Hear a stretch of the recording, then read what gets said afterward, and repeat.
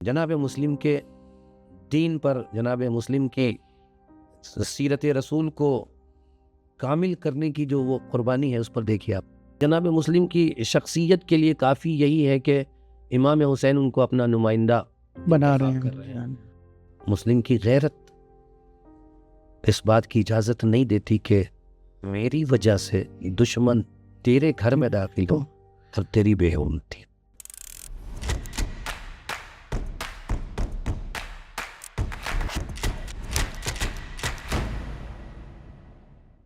اعوذ باللہ من الشیطان الرجیم، بسم اللہ الرحمن الرحیم.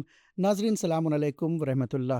میں سید مدبر حسین اور آپ دیکھ رہے ہیں فجر میڈیا. ایام ازا نزدیک ہیں، محرم آنے والا ہے، اور واقعہ کربلا اس وقت تک مکمل نہیں ہو سکتا جب تک ہراول حسینی دیباچہ کربلا سفیر حسینی جناب مسلم بن عقیل کا ذکر نہ ہو جائے. یہ وہ شخصیت ہے کہ جس کی ایمانداری، جس کی امانت داری، جس کی شجاعت، جس کی وفا تاریخ میں ہمیشہ حرف جلی سے لکھی جائے گی. آئیے ناظرین، آج ہم اپنے اس پروگرام کا آغاز کرتے ہیں. آئیے ناظرین، اس عظیم شخصیت پر گفتگو کرنے کے لیے چلتے ہیں اپنے مہمان حجت الاسلام والمسلمین مولانا سید محمد عباس مونس صاحب کی خدمت میں.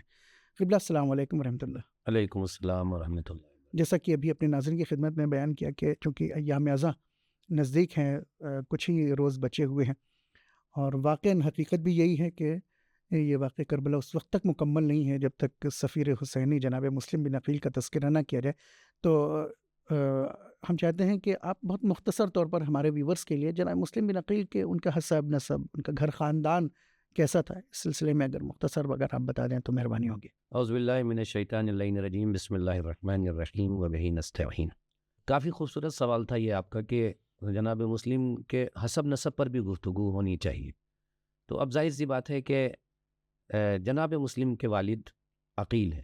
عقیل مولا کائنات کے بھائی ہیں، جی. اور جناب عقیل کی شناخت خصوصاً اس بارے میں ہے کہ وہ نسب شناس تھے، لوگوں کو بھی بتاتے تھے. اور وہ جناب عباس کی ولادت کے وقت کا وہ واقعہ کہ جی ہاں. ایک ایسا خاندان جی ہاں. تو یہ مہارت رکھتے تھے. تو ایسا ممکن ہی نہیں ہے کہ خود ان کی زوجہ کسی ایسے نسب پر ہوں کہ جن پہ انگلی اٹھائی جا جی ان سکے. پہ انگلی اٹھائی جاتی ہے. بہترین خاندان ہے، اور ان سے جناب مسلم کی ولادت ہوتی ہے. تاریخ خاموش ہے کہ ولادت کی فکس ڈیٹ کیا ہے، یہ نہیں پتہ ہے تاریخ میں کیا ہے، یہ نہیں پتہ ہے. لیکن آپ کی شہادت کے وقت مورخین کا یہ کہنا ہے کہ آپ کی عمر 48 سے 52 سال کی عمر تھی شہادت کی، جناب عقیل کی، جناب مسلم کی. اچھا، شہادت کے وقت جناب مسلم کی 48 سے 52 سال کی عمر ہے. تو اس سے اندازہ لگایا جا سکتا ہے کہ ولادت کب ہوئی ہوگی. ایک عظیم خاندان ہے، بالکل، اور تربیت بھی عظیم خاندان کے بالکل درمیان ہوئی ہے. اور جناب مسلم کی شخصیت کے لیے کافی یہی ہے کہ امام حسین ان کو اپنا نمائندہ بنا کر رہے ہیں. یہ بات آپ ہمیشہ خیال رکھیے کہ اہل بیت کے گھرانے میں کبھی بھی خاندان اور رشتہ داریاں نہیں دیکھی جاتی، بلکہ کردار اور صلاحیتیں دیکھیں. ہو سکتا ہے کہ اپنا بھائی اور رشتہ دار ہو، لیکن کبھی بھی صلاحیت اسے اٹھایا نہیں گیا، سراہا نہیں گیا. جب بھی سراہا گیا تو اس کے ذاتی کردار کی وجہ سے، ذاتی اخلاق کی وجہ سے، صلاحیت کی بنیاد پہ، دین سے محبت، اللہ سے محبت، بالکل اس کے رسول سے محبت کی وجہ سے. وہی معیار ہے جو اللہ کا معیار ہے. ان اکرمکم عند اللہ اتقاکم. اللہ نے بھی تقوی کو معیار دیا ہے، اور اہل بیت نے بھی تقوی کو معیار دیا. سبحان اللہ. تو اب اگر جناب مسلم کو بار بار کہیں لایا جا رہا ہے، کہیں پہچنوایا جا رہا ہے، تو ان کی شخصیت اور ان کے کردار کی وجہ سے. میں مختصر آپ کو یہ بتاؤں کہ آپ جناب مسلم شروع سے ہی اہل بیت کے ساتھ ہیں اہل بیت میں، جی، لیکن شروع سے اٹھنا بیٹھنا مولا کائنات، ان کے گھر میں آنا جانا، امام ان سے بات، امام حسین ان کے ساتھ ہے. جی ہاں. اور خود مولا کائنات جنگجو بھی ہیں آپ. جی ہاں. جنگ صفین میں مولا کائنات کے ساتھ ہیں آپ، امام حسن اور امام حسین کے ساتھ ہیں. مورخین یہاں تک لکھتے ہیں کہ جو میمنہ پر فوج جنگ صفین میں تھی، جی ہاں، اس کی ایک ٹکڑی کے سردار ہیں جناب مسلم. ہاں، یعنی ان کا سابقہ ہے، ایسا نہیں کہ پہلے سابقہ ہے، شجاعت ہے، جنگیں کی ہیں جناب مسلم نے، صفین جیسی جنگ میں موجود ہے. تو اس طرح کی جو صلاحیتیں ہیں جنگی اعتبار سے. اور پھر مورخین کا یہ کہنا کہ آپ کی ولادت بھی کوفے میں ہی ہوئی ہے. اب وہ کن حالات کے تحت یا کیسے تھا کہ جناب عقیل اس وقت کوفے میں تھے اور آپ کی ولادت ہوئی، تو یہ سارے اسباب اکٹھا ہو جاتے ہیں. حسب نسب کے لحاظ سے اور اس کے لحاظ سے، اور پھر خود آپ مولائے کائنات علی ابن ابی طالب علیہ الصلوۃ والسلام کے داماد بھی ہیں، داماد میں آپ کی بیٹی رقیہ کے شوہر ہیں۔ ہاں، یعنی امام حسین علیہ الصلوۃ والسلام کے داماد ہیں۔ نہیں مولائے کائنات کے داماد ہیں۔ ہاں، مولا کائنات کے جناب داماد مسلم مولائے کائنات علی ابن ابی طالب علیہ الصلوۃ والسلام کے داماد ہیں، آپ کی بیٹی رقیہ ان کے شوہر ان کے ہیں۔ شوہر ہیں، جی ہاں۔ تو یہ رشتے، یہ ساتھ اٹھنا بیٹھنا، یہ کردار، یہ صلاحیتیں، یہ بتاتی ہے کہ ایک عظیم شخصیت ہے جس کے حوالے ذمہ داری ہے۔ تو دیکھا جاتا ہے تو مدینے میں تو بہت سے افراد تھے اور صحابہ ہیں، صحابہ کی اولادیں ہیں، تو آخر امام حسین علیہ الصلوۃ والسلام نے کیوں جناب مسلم کا ہی انتخاب کیا کہ ان کو کوفے بھیجا اپنا سفیر بنا کر؟ آخر کچھ نہ کچھ تو ان کے اندر کوالٹی رہی ہوگی۔ دیکھیے کوالٹی کا ذکر میں نے یہی کیا، ایک تو وہ کوفے سے آشنا تھے، بچپن ان کا گزرا کوفے میں، جی دوسرے جن چیزوں کی امام حسین کو اپنے نائب کے لیے ضرورت ہے، جی شجاعت جی جی اور استقامت، یہ ہر ایک میں تو نہیں ہوتی ہے نا۔ نہیں، اور یہ جناب مسلم ایسی شخصیت ہیں کہ جو ساتھ اٹھے بیٹھے ہیں، ہاں ہاں جنگ صفین میں بھی ہے۔ آپ خاص بات یہ دیکھیے کہ بہت قریبی لوگوں نے، اصحاب اور انصار کا آپ نے ذکر کیا، بہت قریبی لوگوں نے جب امام حسن پر مشکلات آتی ہے تو ساتھ چھوڑ کے ہٹ جاتے ہیں۔ ہاں، تاریخ گواہ ہے، لوگ ملتے ہیں، جی تاریخ گواہ ہے، بہت کم افراد تھے۔ شمار لوگ ملتے ہیں، لیکن جناب مسلم وہاں بھی ملتے ہیں، امام حسن علیہ السلام کے استقامت شانہ وہیں بشانہ ہے۔ جی ہاں تو تنہائیوں میں، مشکلات میں جی استقامت کا یہ درس دے چکے ہیں، استقامت کا یہ ثبوت پیش کر چکے ہیں کہ میں ہوں۔ تو لہٰذا امام حسین نے ان پر اعتماد کیا۔ امام جو ہے وہ شخصیت کو مختلف زاویے سے نظر ڈالتا ہے، نہ یہ کہ کوئی ایک اچھی چیز ایک اچھی چیز تم آ جاؤ کری، نہیں، مختلف زاویے سے جو ضرورتیں ہیں دین کی، اسلام کی، اللہ کی راہ میں قربانی ہوگی، ایسے کام کیا۔ تو جناب مسلم جب آ گئے ہیں یہاں کوفے میں، تو یہاں کے خود سیاسی حالات یا یہاں کے فضا کیسی تھی جس وقت وہ پہنچے ہیں؟ دیکھیے اگر اس کو آپ شروع سے دیکھیں تو زیادہ اچھا ہوگا۔ بالکل، امام حسین مدینے سے نکل کر مکے آ چکے ہیں، ہاں، مکے میں آپ کا قیام ہے 4 مہینے تقریباً۔ جہاں امام حسین رجب سے آپ کا آغاز سفر ہو گیا ہے۔ یہاں پر امام حسین جب مکے پہنچتے ہیں اور کوفے والوں کو خبر ہوتی ہے تو کوفے والے امام حسین علیہ السلام کو خط لکھنا شروع کرتے ہیں کہ آپ کوفہ تشریف لائیں۔ امام حسین کوفے میں ہیں اور وہاں کوفے سے امام حسین علیہ السلام مکہ میں، اور کوفے سے خط آنا شروع ہو گئے ہیں۔ کوفے سے خط آنا، پہلا خط 10 ماہ مبارک رمضان کو آیا۔ جی یہاں پر وہ بھی نقد ہوتی ہے نا، لوگ یہ کہتے ہیں کہ امام حسین کو اتنے خطوط بھیج دیے گئے تھے اس لیے قیام کر لیا۔ جی امام حسین قیام 28 رجب کو کر رہے ہیں، پہلا خط 10 رمضان کو مکے میں پہنچا ہے۔ جی، تو وہ سبب بھی نہیں ہے، لیکن خطوط پیغام آنا کہ آپ آئیے، ہمیں چاہیے امامت آپ کی، اور آپ کی سرپرستی میں ہم آگے بڑھ سکتے ہیں، یہاں ظلم اپنی حدوں کو پار کر چکا ہے، جو خطوط کے ہے، تو وہ 10 رمضان کو شروع ہوتا ہے، اور ایک کے بعد ایک، یعنی 2 دن کے فاصلے پر سینکڑوں کی تعداد میں خط آتے ہیں، اور 18,000 14,000 کی روایتیں ہیں کہ اتنے خطوط آ گئے۔ البتہ وہ ایک خط ہوتے تھے جس میں 10 لوگوں کے امضا ہوتی تھی، سائن ہوتا تھا ان کا۔ تو 14 رمضان تک اچھے خاصے خط آ گئے، خط آنے لگے۔ تو 15 رمضان کو کیونکہ امام تقاضا ہو رہا تھا امت کی طرف سے، تو فریضہ تھا امام کا کہ یا خود جائے یا اپنے نمائندے کو بھیجے، تو امام نے انتخاب کیا جناب مسلم کا اور انہیں بھیجا کوفے کے لیے۔ ایک خط امام نے جناب مسلم کو، اور ایک خط وہ جو آخری خطوط لے کے آئے جس میں ہانی ابن ہانی کا نام آتا ہے، یہ وہ لوگ ہیں جو آخری خطوط لے کے آئے تھے، تو امام نے ہانی ابن ہانی کے ہی ہاتھ ایک خط کوفے والوں کے لیے بھیجا کہ ٹھیک ہے، تمہارے خطوط کے جواب میں اپنے نمائندے کو بھیج رہا ہوں، لیکن یاد رکھنا کہ یہ میرا نمائندہ ہے، جو کچھ بھی یہ کہے گا وہ میری طرف سے کہے گا، میرا بیان ہوگا، اس کی بیعت میری بیعت ہوگی۔ یہ خط امام حسین اسلام نے پہلے ہی بھیج دیا، یعنی محرم رمضان کے مہینے میں آمادگی رہے، اور 15 رمضان کو جناب مسلم کو بلا کر کے انہیں کوفے کے لیے روانہ کیا۔ 2 لوگ اور بھی ساتھ میں ہیں جناب مسلم کے کہ آپ جائیے کوفہ، میرے نمائندے بن۔ یعنی 15 رمضان المبارک کو آغاز ہو رہا ہے جناب مسلم کے سفر کا، نکلنے کا۔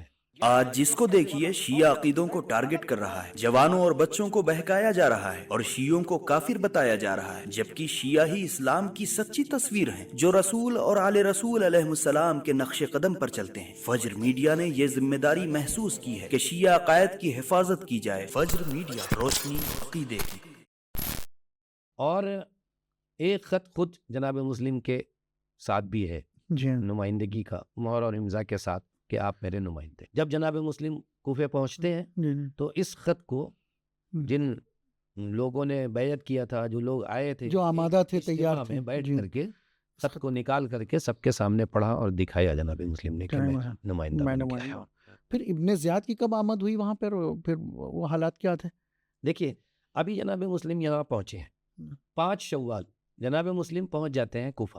ہاں یعنی تقریباً 20 دن لگا، یعنی 15 رمضان المبارک سے 5 شوال تک 20 دن لگا ان کو جی 5 مکے سے۔ شوال کو آپ پہنچ جاتے ہیں۔ جی اب 5 شوال کو آپ پہنچے تو سیدھے آپ کا قیام جو ہے وہ مختار ثقفی کے گھر پہ ہوتا ہے، اس سے ان کا بھی اعتبار پتہ چلتا ہے، اعتبار پتہ چل جاتا ہے کہ مستقیم آپ آتے ہیں، ان کے گھر پر پہنچتے ہیں اور وہاں جو اپنے افراد ہیں ان کو بلایا جاتا ہے، دعوت دی جاتی ہے۔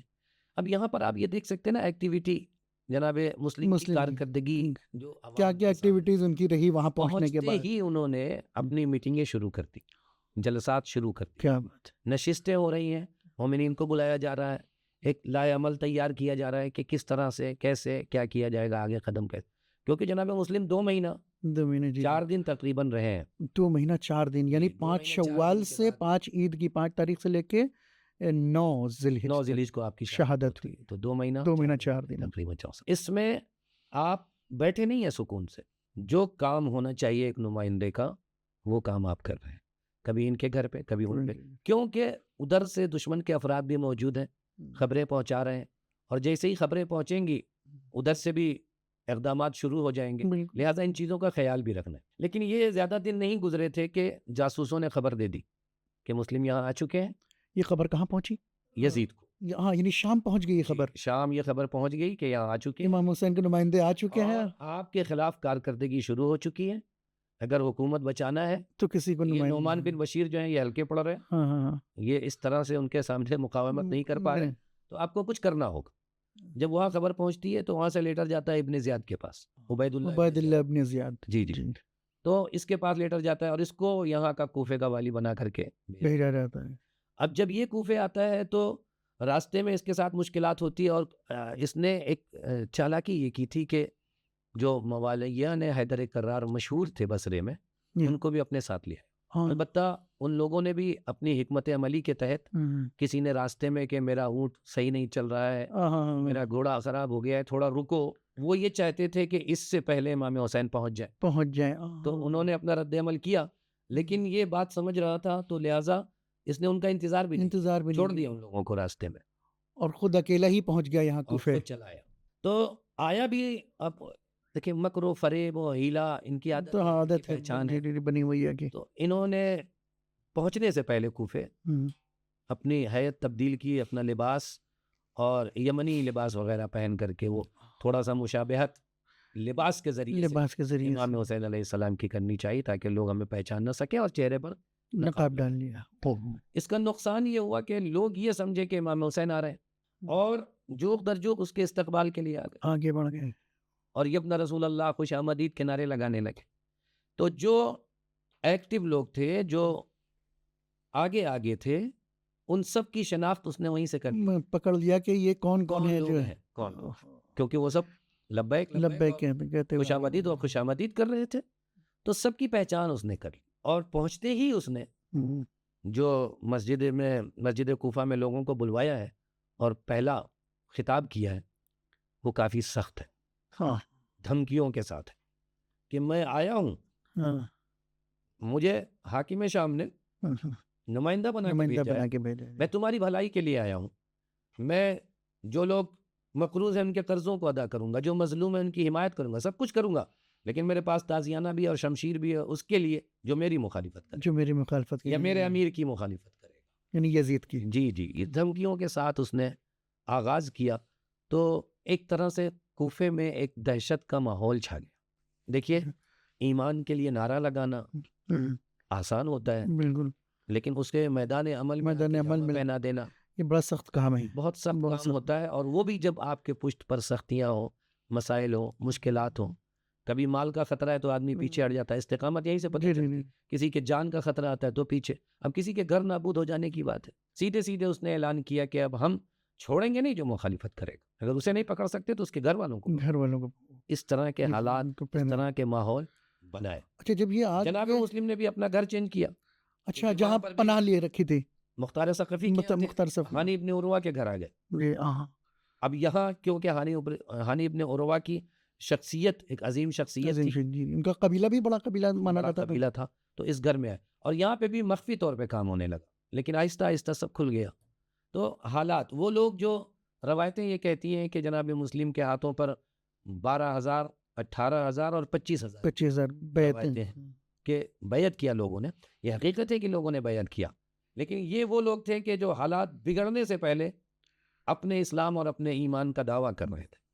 لیکن جب حالات بگڑ تو گئے یہ دیکھنا ہوگا کہ کسوٹی پر کون کتنے لوگ یعنی ثابت قدم رہے. کتنے لوگ ثابت قدم رہے. یہ مسائل آئے، ایسا بھی نہیں تھا کہ نہیں تھے. نہیں تھا، ہانی ابن عروہ جیسی شخصیتیں تھیں. لیکن بہت جو انگوش شمار تھی ایسی شخصیت تو. آپ حالات کو بھی تو مد نظر دیکھیں. ہاں حالات اس نے بھی آ کے جو ہے دھمکانا شروع کر دی. آج آپ مقایسہ کر لیں 2025 میں جی ہمارے حالات جو بگڑ رہے ہیں بر صغیر کے یا مسلمانوں ورلڈ کو دیکھ لیول لیں. پر دیکھا جائے تو جی مسلمانوں کو دیکھ لیں آپ، ایک دھمکی امریکہ سے آتی ہے، جی ہاں حالات بدل جاتے ہاں ہیں، دل بدل جاتے ہیں. کلمہ بدل جاتا ہے جس کو کہو.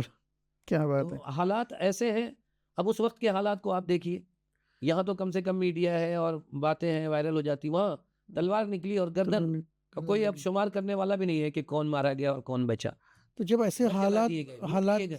حالات ایسے ہو گئے تھے وہاں، تو اب جناب مسلم کی کچھ ایکٹیویٹی چینج ہوئی؟ ابھی بھی صرف جلسہ کر رہے تھے، یعنی میٹنگز کر رہے تھے، یا یہ ہے کہ کچھ لوگ ان کے فیور میں آئے؟ کیا حکمت عملی رہی اس کے بعد کہ اب کیسے مقابلہ کیا رہے؟ ابھی تو سب افراد ساتھ میں تھے، یہ ان کو خبر تھی، لیکن اب جب ابن زیاد آ گیا ہے تو یہ بھی خبر ہوگی کہ ابن زیاد آ گیا ہے، لوگ پلٹ گئے اپنے موقف سے. تو اب کیا کر رہے تھے یہ جناب مسلم؟ حالات بگڑتے ہوئے دیکھا تو وہ جو ایک بہترین حکمت عملی ہوتی ہے وہ جناب مسلم نے انتخاب کیا. وہ کیا تھے؟ دارالامانہ کو گھیر لیا. اب کہا کہ اب گھر میں بیٹھنے کا وقت بیٹھنے نہیں کو ہے، کم نہیں ہے جی، باہر نکلو. اب سب کچھ عیاں ہو چکا ہے. اب مقابلہ ہے آمنے سامنے کا. جی دشمن آگاہ ہو گیا ہے اور وہ ایک ایک کر کے لوگوں کو ہم سے کاٹ رہا ہے، ہلا رہا ہے، دوڑ رہا ہے. دارالامانہ کو گھیر لیا.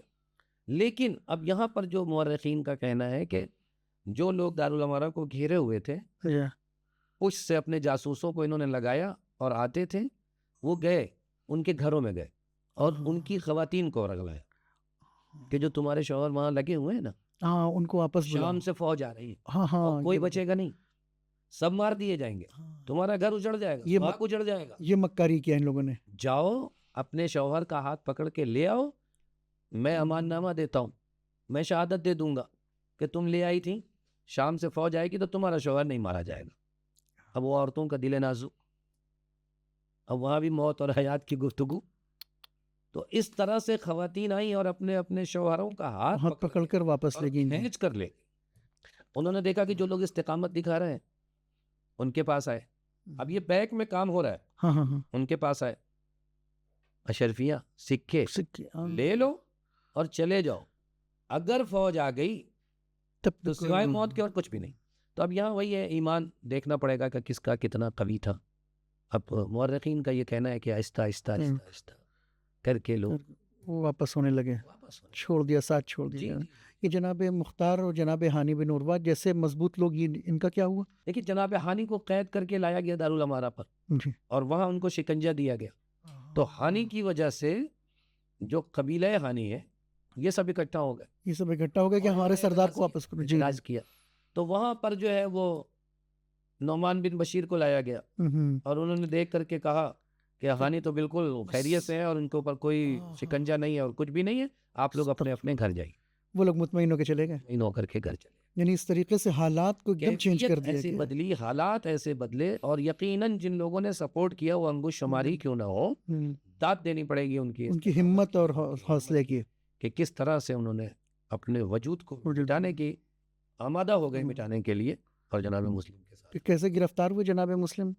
اب دیکھیے یہاں پر یہ آتا ہے کہ جب آپ نماز عصر تمام کرتے ہیں اور پلٹ کر دیکھتے ہیں تو کوئی نہیں، 4 لوگ ہیں جو راستہ بتاتے ہیں اور پھر راستے میں وہ بھی واپس ہو جاتے ہیں. حالات ایسے بن گئے، ہر طرف سے ناکہ بندی ہو گئی.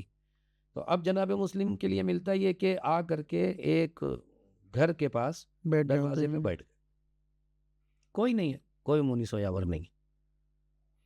ایک ضعیفہ ہے جو اپنے فرزند کا انتظار کر رہی. وہ ضعیفہ دروازہ کھولتی ہے, دیکھتی ہے ایک شخص بیٹھا ہوا, کہتی ہے شخص یہاں سے چلا جا.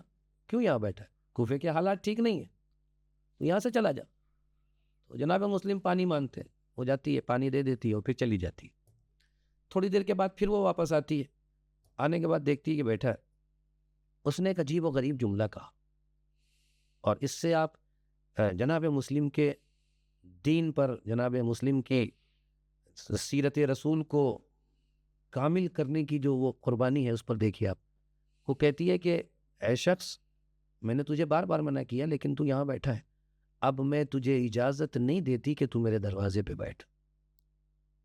تاریخ کہتی ہے غیرت محمدیہ کا وارث اٹھ کے کھڑا ہو گیا, اگر تو اجازت نہیں دیتی تو میں دروازے پہ بھی نہیں بیٹھوں. لیکن اس نے دیکھا کہ اس کی آنکھوں میں آنسو ہے. کہا تو روتا کیوں ہے, اپنے گھر کیوں نہیں جاتا؟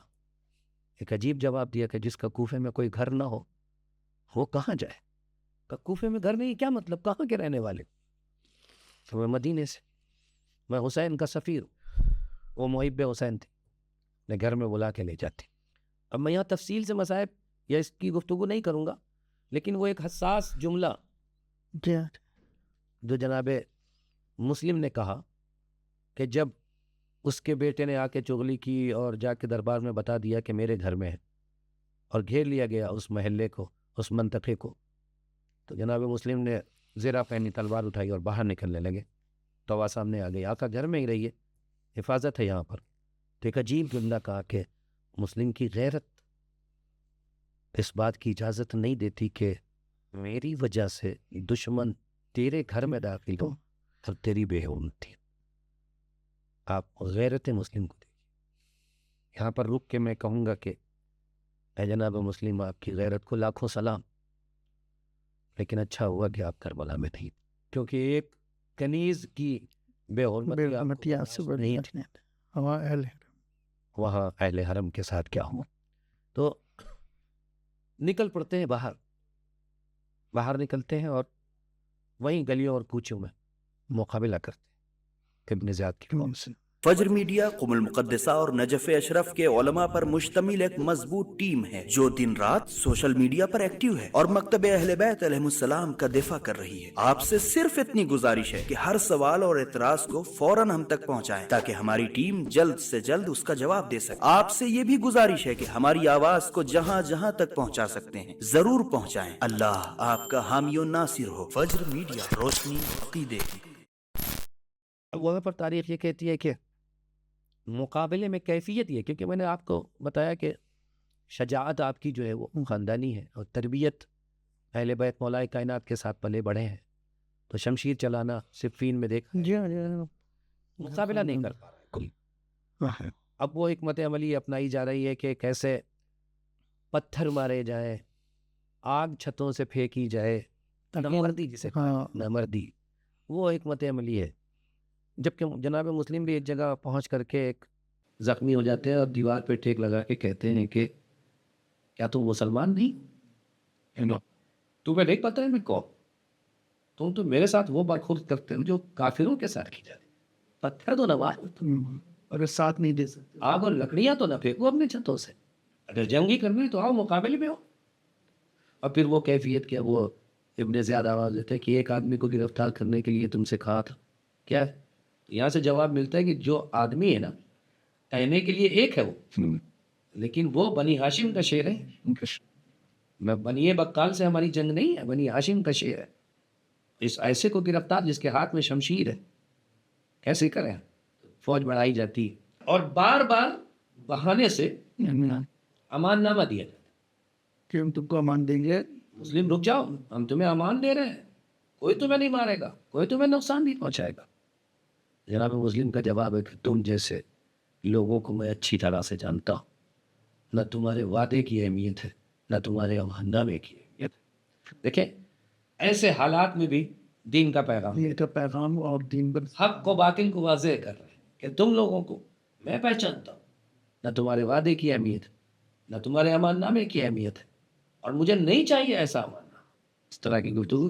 پھر تاریخ یہ کہتی ہے کہ کافی زخمی ہو گئے تھے اور ایک دیوار سے ٹیک لگائے ہوئے کھڑے تھے اور وہاں سے دفاع کر رہے تھے. پتھروں کی بھی بارش ہو رہی تھی, آگ اور لکڑیاں بھی پھینکی جا رہی تھی. پیچھے سے کسی نے ایک نیزہ مارا جو آپ کو لگا نہیں, لیکن جس کی وجہ سے آپ گر پڑے زمین.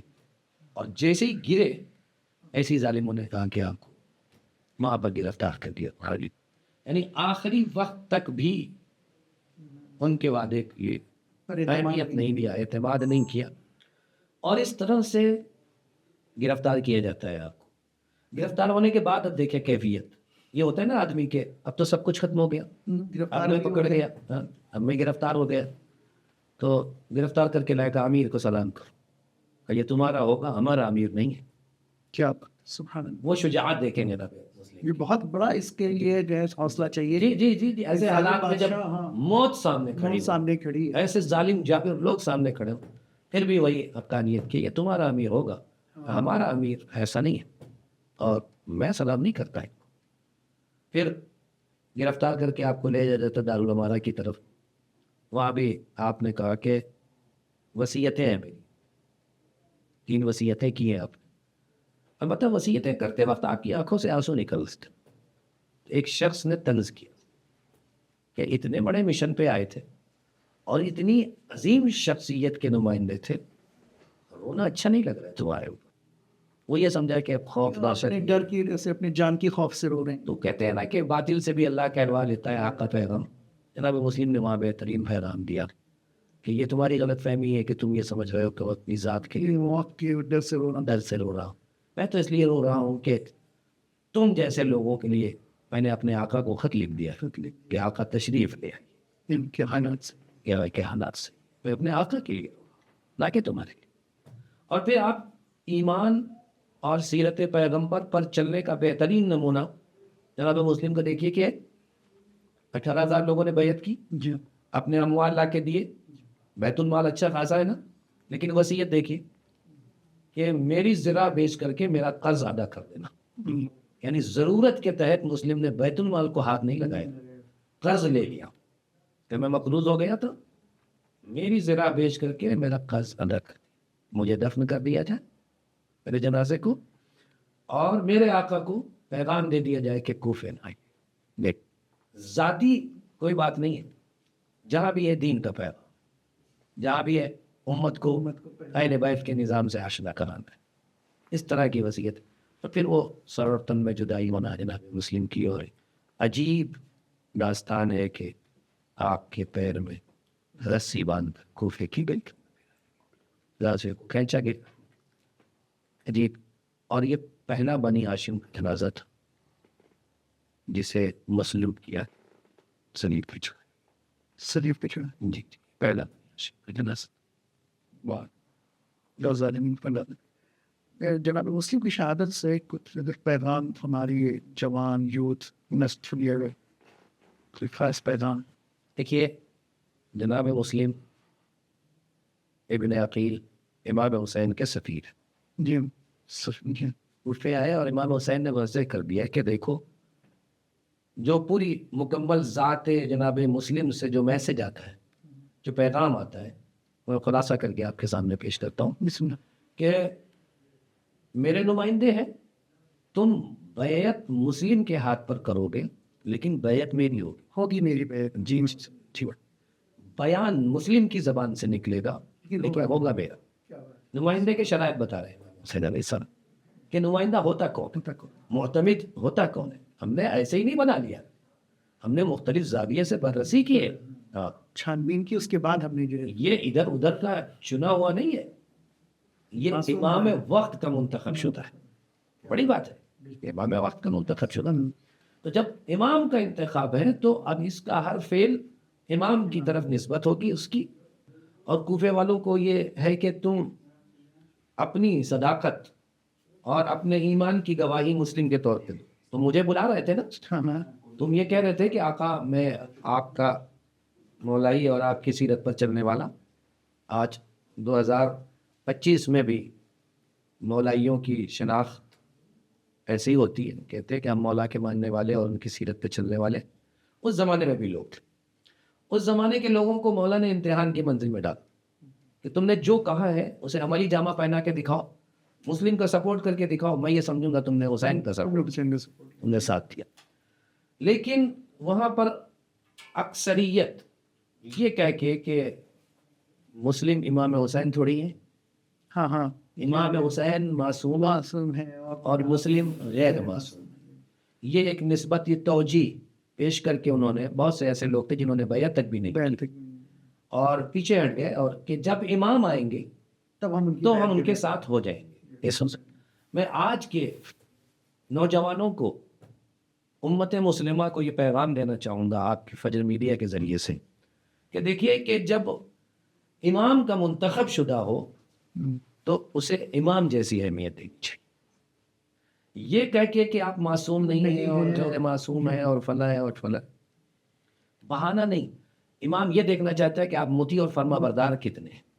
تو اگر آج مراجع کرام کو جو ہمارے سامنے پیش کیا جاتا ہے، اس پہ توقیع موجود ہے کہ ہماری عدم موجودگی میں ہاں اگر ہم موجود نہیں تو یہ تمہارے عوام میں ان یقلدوا، عوام کے لیے کہ ان کی تقلید کی جائے، یعنی مہر لگی ہوئی ہے، یعنی میرا بیان ان کا بیان ہوگا، کیا جائے. اور ہم یہ کہہ دیں کہ نہیں، تقلید اقلید کی ضرورت نہیں، جب امام وقت آئے گا تب ہم ان کی تقلید کریں گے، تب ہم ان کے ساتھ ہو جائیں گے، ان کی سن لیں گے. اور ان کے تو جو نمائندے کی نہ سن سکے، امام وقت کی سنے گا یا نہیں سنے گا، آپ جناب مسلم کی زندگی سے یہ درس لے سکتے ہیں.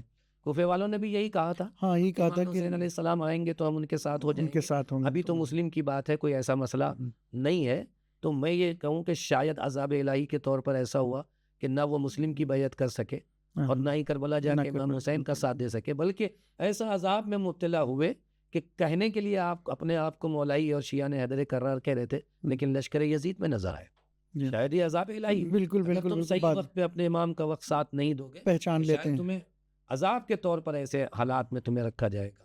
تو میں آج کے جوانوں سے بھی، آج کے ان لوگوں سے جو مختلف لوگوں کے بہکاوے میں آ جاتے ہیں، جی معصوم ہے اور غیر بے شک کوئی مقابلہ نہیں کر رہا ہے، کوئی مقابلے کی بات ہی نہیں ہے. معصوم کی عظمتوں کو ہزاروں اور لاکھوں سلام، لیکن معصوم کی اتنی عظمت ہے کہ اگر وہ کسی پہ اشارہ کر دے، کسی پہ انگلی رکھ دے، کسی کو اپنا نائب بنا دے، وہ قابل اعتماد ہو تو جاتا ہے. ہم اس کو بھی اتنی اہمیت دیتے ہیں جتنی معصوم بخش جاتی ہے. اہمیت کے حوالے سے، نہ کہ اس کو معصوم ثابت کریں. جی ہاں.